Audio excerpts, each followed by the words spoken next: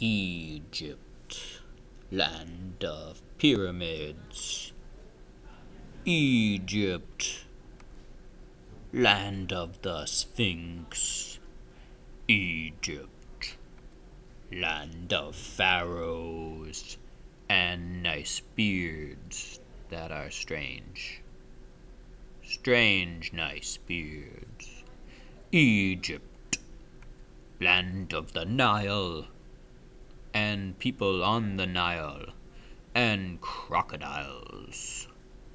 Egypt, land of hieroglyphs and crocodile-headed gods who eat you. Egypt, land of mummies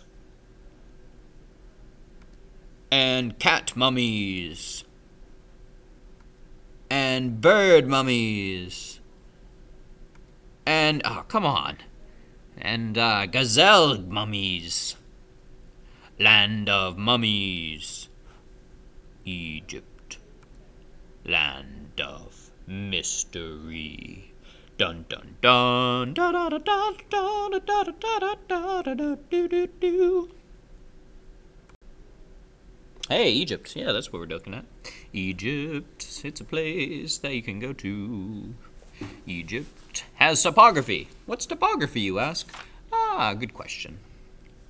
All the lands that we look at are influenced by their topography. And topography is looking at the physical features of the land. So what are the rivers, the lakes, the seas, the mountains? So we're looking at the physical shape and elevation of the land. That's topography. The shape and elevation of the land. So it includes mountains and hills and plains and valleys and deserts. Topography influences a great deal of Egypt. And we're going to also look at Canaan. Canaan, which is now Israel, so more up to the northeast. So topography is really that idea. And we can make maps. This is a topographic map. And you can see the physical height of the land, where it's lower, where it's higher. And that influences how people live. We're also looking at vegetation. So in each of these lands in Egypt, how does the vegetation, the plants, affect how people are living? And this can include trees, what kind of bushes there are, flowers, grass, reeds. It can include the kinds of plants humans are harvesting. So is it corn? Is it wheat, rice? All of these fall under vegetation. It's any plants that can grow. And vegetation can be affected by lots of things. It can be affected by topography. If it's in a valley versus in a mountain. It also, all of this is affected by water. So how is water going to affect the types of plants that can grow? Depending on your topography, you're going to have different kinds of water. Is it fast moving? Is it slow moving? Do you have any water at all? So Egypt is greatly affected by all of these factors. And namely, the Nile River is the most important factor of all. That really determines how the society flourishes and becomes one of the greatest civilizations on the planet. So, what are we looking at here? What are we looking at here? Right here. Well, here's a map. That's what you're looking at. And this is the map that's on your sheet. So, we have a couple parts of Egypt. We have Upper Egypt. Upper Egypt is down here. Refers to the land that goes along the Nile River. And interestingly enough, Lower Egypt isn't below Upper Egypt. It's actually up here, Lower Egypt.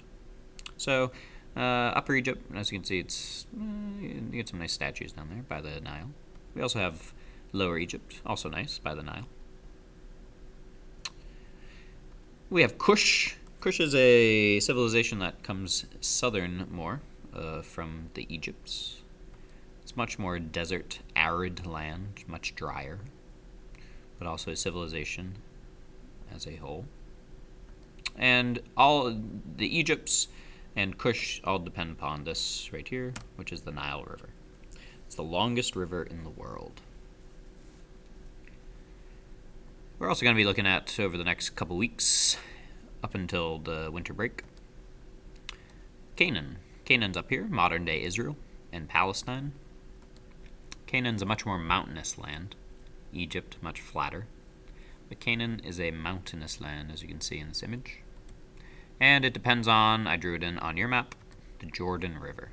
The Jordan River cuts through. As you can see, it goes through some pretty hilly landscape. In the south and along both of these areas, we have this, the Red Sea. Quite red, much sea. That's about it. So we have the Red Sea here. Up in the north, we have the Nile Delta, where the Nile spills out into the Mediterranean Sea. Quite fertile, lots of plant life. Very green.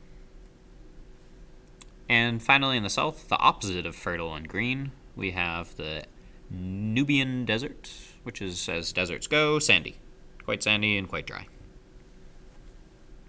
So this is the piece of the world that we're going to be looking at over the next month and a half or so. And the civilizations and people that grew up in it.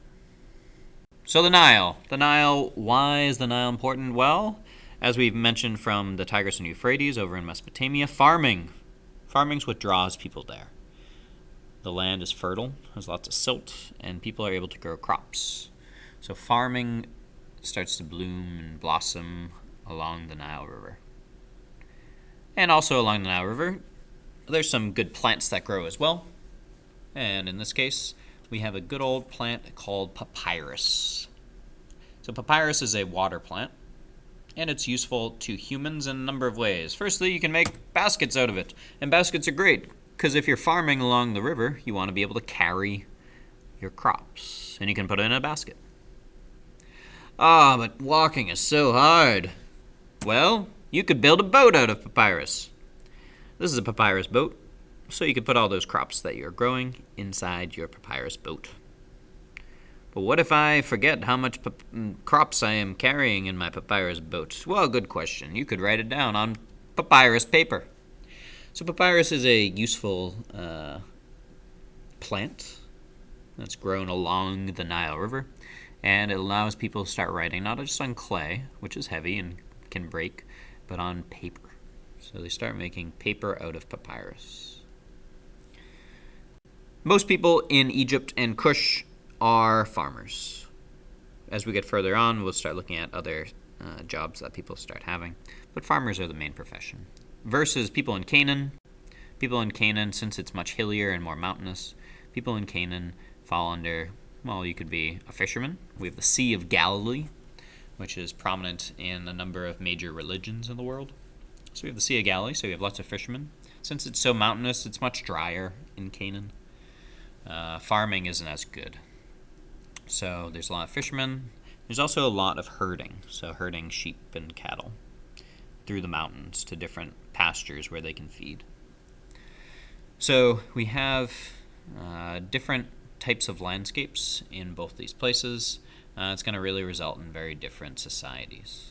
But powerful and historic societies are they.